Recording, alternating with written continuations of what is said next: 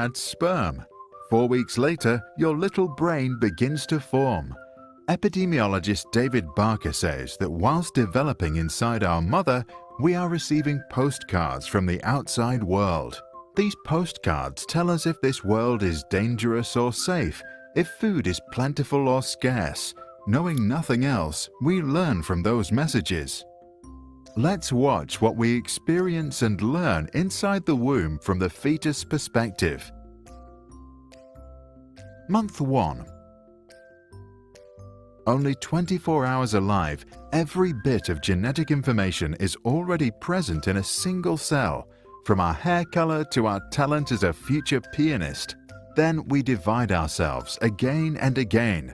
After around a week, we travel from the ovaries to the uterus, where we then undergo the Great Divide, splitting into two, half of which will become us, while the other half forms the placenta, which brings us food and oxygen and carries away waste. By week 4, we have developed into a small being that is growing at a rate of 1 million cells per second. Our spinal cord, heart and brain are now clearly visible, even if we are just the size of a poppy seed. Month 2. At about week 4 to 5, our heart starts to beat, and we are now 10,000 times bigger than we were at conception. This is a crucial point in our neurological development, as our brain grows at a rate of around 100,000 cells each minute. If our mother consumes alcohol and drugs or experiences extreme stress or trauma, our tiny brain can get damaged. This can lead to maths problems at school or even schizophrenia some 40 years later. If our mum stays healthy and can relax, our brain can develop to its full potential. We are now the size of a raspberry. Month 3. At the beginning of month 3, we start to react to stimuli. Our sense of smell is developing, and exposure to toxins can make us cringe. Our brain is continuing to grow very fast. Our ears start forming, and we can soon hear our mum's heartbeat and voice speak. Still small enough, we have plenty of space to move inside the belly. Our mother's womb becomes our sensory playground. We learn to move our arms, stretch our fingers, smile or suck our thumb. 75% of us are now showing a preference to use the right hand. We are now around the size of a lemon. Month 4. Our head makes up about half our total size. We learn to kick, pee, and how to swallow. Our taste buds are developing.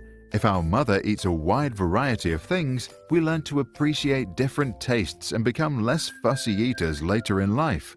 If we receive inadequate or poor nutrients, we adapt our physiology to sustain our development. This process is also called fetal programming. Some researchers have found that this can result in health problems such as obesity, heart conditions, and diabetes later in life.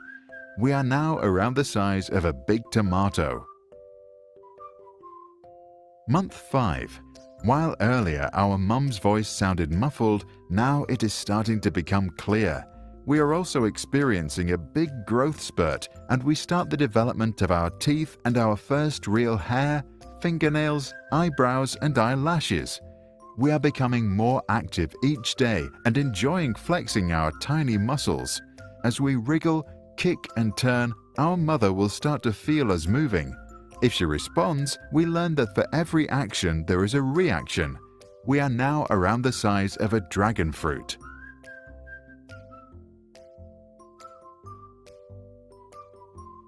During this 6th month, a major mark of brain development occurs. Our brain's cerebral cortex splits into 2 hemispheres. But it's also an exciting month for our eyes, which open for the first time. Even though we see only blurs, we start to respond to light. Some say it's good if our mum now takes us into the sun. We are now starting to make simple facial expressions, such as forming a grin. We probably learn to communicate for the time when we are born when we want to show our feelings. We are now around the size of a small cauliflower. Month 7. we begin to develop regular intervals for sleeping and being awake. The hair on our head is now clearly visible, and our milk teeth have formed under our gums. When we hear our mum speak, we may respond with an increased heartbeat and movement. Some researchers claim that we now begin to learn language from hearing the voices from outside, because once born, we seem to show a preference for our dad's and mum's native language. If we were to be born now, we would have a 90% chance of survival and arrive the size of a pineapple. Month 8. We are now behaving like a newborn. Our brain is functional and our nervous system ready. Our lungs are almost fully formed and we are practicing breathing by inhaling amniotic fluid. We now spend almost all of our time asleep, maybe dreaming about our near future. In preparation for birth, most of us will have now turned upside down.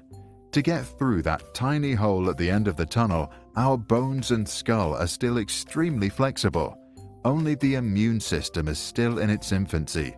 It will take many months after birth until our internal bodyguards can fully protect our health.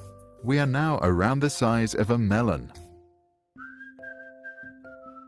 Month 9. In the last month, we keep practicing our motor skills and kicks. When our mum laughs, eats sweets, or drinks an iced tea, we might respond by bouncing up and down. If we could already understand research papers, we would now hope that our mum can bring us to the world through natural birth, which protects us through a stronger immune system for life. The puzzle of what is nurture and what is nature is now well underway and already shows a first image of our character. The most important missing piece will be added in our early childhood. At the end of the 9 months, we are around the size of a jackfruit. After many hours of hard labor, we will be welcomed into this world. Some will then be instantly taken away for various checkup procedures and bathing. But if we are lucky, we will first spend some time with our mum. If placed on her belly, we will instinctively crawl to her breast and then show our sucking skills. This makes us happy, full, and feel safe, the foundation for all future learning.